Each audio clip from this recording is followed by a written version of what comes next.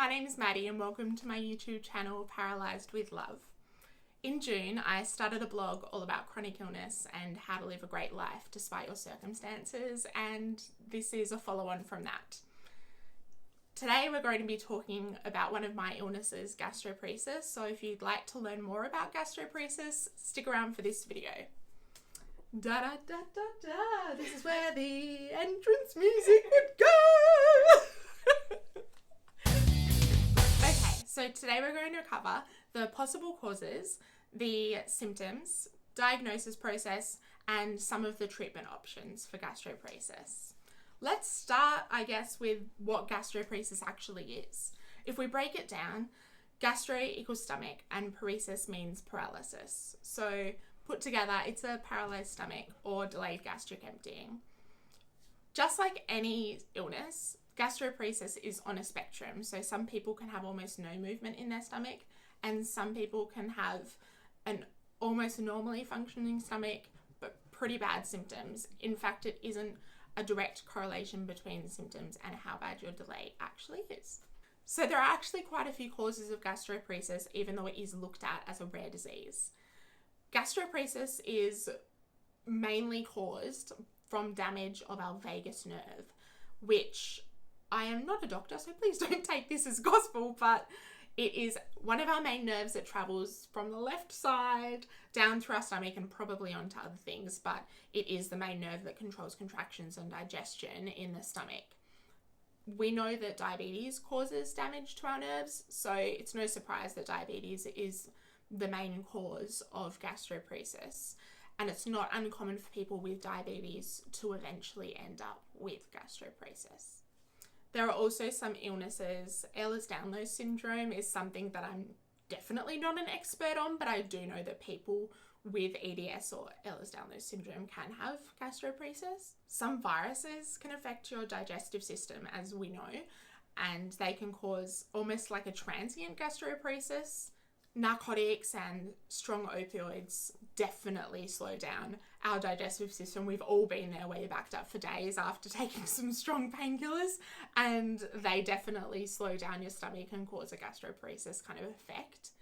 Eating disorders cause absolute havoc with our digestive system, and they can definitely cause gastroparesis. I have heard that in most cases, after treatment and things kind of go back to normal as far as diet and eating behaviours, that gastroparesis can be reversed or helped in some sort of way though. And there are also nervous system disorders like Parkinson's that do cause gastroparesis. I'm diagnosed with idiopathic gastroparesis, which means that there's no known cause. This is the most rare type of gastroparesis because obviously we don't know where it's come from, and that means also that it can take a long time to be diagnosed. Gastroparesis is already a rare disease, so it's not something that you look for straight away. Add in that we don't even know what's causing it, and it's not really looked for at all. So let's talk symptoms of gastroparesis.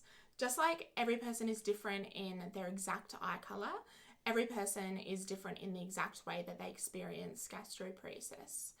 So some of the symptoms are nausea and vomiting, reflux, pain, bloating, feeling full really quickly and after a small amount and like bowling balls in your stomach, and extreme weight changes can occur as well. Diagnosing gastroparesis can be a really long slog. Like I talked about earlier in the causes part of this video, gastroparesis is considered a rare disease.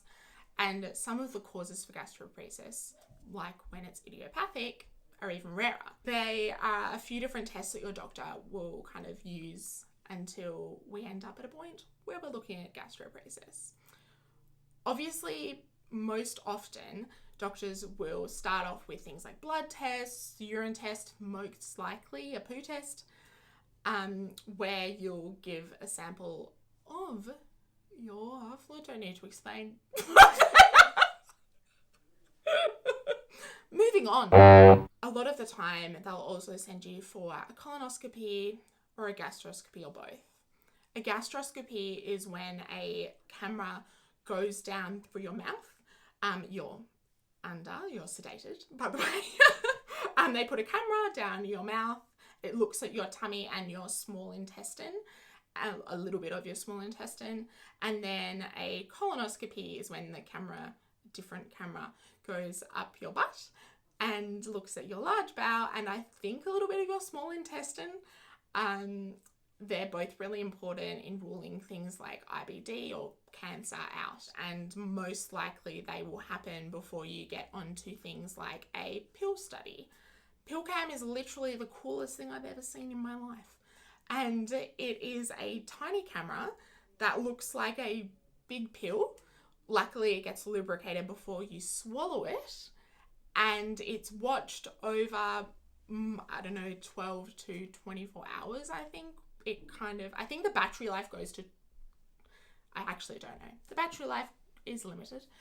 You wear this cool monitor. I'll try to find a photo that my sister and I took on the day. And you wear a cool monitor and you take that back to your doctor at the end of the day or the next day, depending on where it is. And your doctor can actually see how long it took to transit through your digestive system. He can watch it. So it's basically like doing a colonoscopy and a gastroscopy, but being able to watch food actually go through, which is the coolest thing ever. The gold standard for diagnosing gastroparesis is something called a gastric emptying study. If you think about an x-ray where they're kind of emitting the radioactiveness at you, it's kind of the opposite. You can tell that I am a scientist. It's the opposite. So you actually get to eat the radioactive substance, which is the coolest thing ever. It's a really small amount. It doesn't do any damage to you. You normally go in and have some scrambled eggs on toast and some jam on toast, and you eat the substance, and then you have a series of pictures taken by a special camera. Obviously. You have a series of pictures taken of you kind of over 4 hours normally, and that actually looks at how long your body has taken to digest the radioactive substance in relation to a normal or ideal body. And then it tells you how big your delay is, which is really cool. So that is the way that gastroparesis is ideally diagnosed. In today's video, I'm just going to touch on some of the possible treatment options for gastroparesis, and I'll most likely do some more in-depth videos later on. When people are initially diagnosed with gastroparesis, they're often sent to a dietitian, and they can play a really important role in a gastroparesis journey. There are some medication options for gastroparesis. There are some that are specifically made to aid in the motility of your stomach, and then some where it's actually just a great side effect that your stomach can move a little bit quicker. Feeding tubes that either go into your stomach or your small intestine can help to alleviate symptoms of gastroparesis. And then there are surgical options like Botox that goes into the sphincter between your stomach and your small bowel to help relax it and help food go through a bit easier. And then there's also something called a gastric stimulator that is basically a heart stimulator. Oh my gosh, what's it called?